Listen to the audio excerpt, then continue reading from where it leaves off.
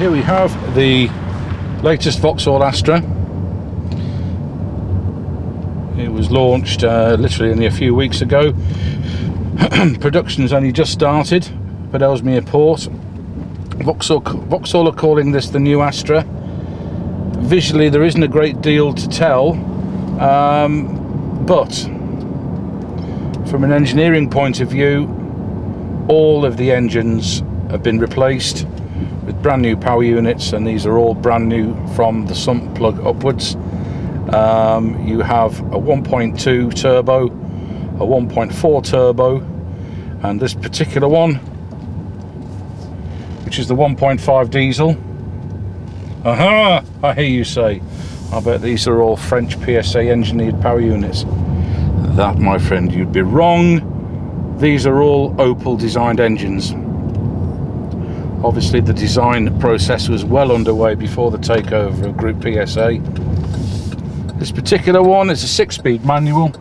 It's 1.5. Vauxhall quote their engine output in PS. It's 122 PS, 300 Newton meters of torque, which they say will take you onto a maximum speed of an impressive 130 miles an hour, 0 to 60 in 9.8. But what's particularly impressive about the engine is that all of the new Astra power units, and that's all of them, both the 1.2, 1.4 petrol and 1.5 diesel, they're all now 3 cylinders. Ultra lightweight aluminium construction. The car's also got a redesigned grille with electronic shut-off flaps behind the grille to improve the airflow, a new bumper design. There's new deflection panels under the floor to assist in airflow, and the rear suspension arms have been redesigned to be more aerodynamic, and as a consequence it's brought the drag factor down on the hatchback version to 0.26, and the estate version, which they call a Sports Tourer, the drag factor of that is 0.25 CD. This is world record stuff. It's the most aerodynamic range of 5-door hatchbacks and 5-door estates. With the exceptions of when you first switch it on, you wouldn't really know it's a 3-cylinder engine. There's a nice fat belt of torque on this, and I'm running now at around about 2000 RPM in 4th. Change up into 5th, it brings it down to 1500 RPM at 70, and that is really strong mid-range torque, and it doesn't seem to fall off too badly at lower revs. I'm actually, and I will confess, I'm a big fan of the Astra. Even there, that's 6th gear at 54 miles an hour, and it's pulling uphill. 3 cylinders. Good. My partner Jackie, she summarises the Astra up in one word, and I've never heard it beaten. It's a grafter. What you do know is that you can do with this car is that you can just depend on it. It will do everything you want it to do.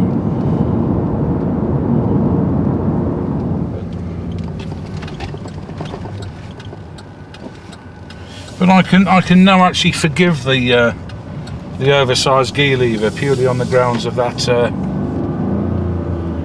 the shift is really good. When the car's idling, there's no real noise, clatter, vibration, harshness inside the car. Other gripes that I've done with the Astra as well, I've mentioned in the past, is these sticks. If you're coming down from a Seat or a Golf or a Polo, you'll notice that they don't quite feel as solid. Everything else is, everything else is up to speed. You've got nice stitching in the leather there. You've got a nice bit of piano black and lots of useful cubby holes and storage spaces and power sockets and MP3 points and USB points.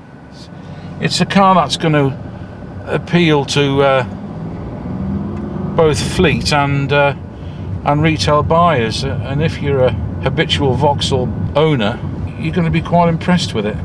it just lacks design flair inside of the new Focus, for example, and it doesn't have that subconscious granite feeling of quality of the current Golf. And I know the current Golf isn't the most reliable car, and they say that VW are living on their past and their branding and their image, but I own a Passat and I can tell you that, you know, they're still up there in terms of build quality. But if what you're after is a mass-produced, British-made 5-door hatchback, this is all right. It's a good car, and it can't be a bad car, because after all, this generation of Astra, this was European Car of the Year in 2016, and at the moment, and for the foreseeable future, it's British made at Ellesmere Port. I like it.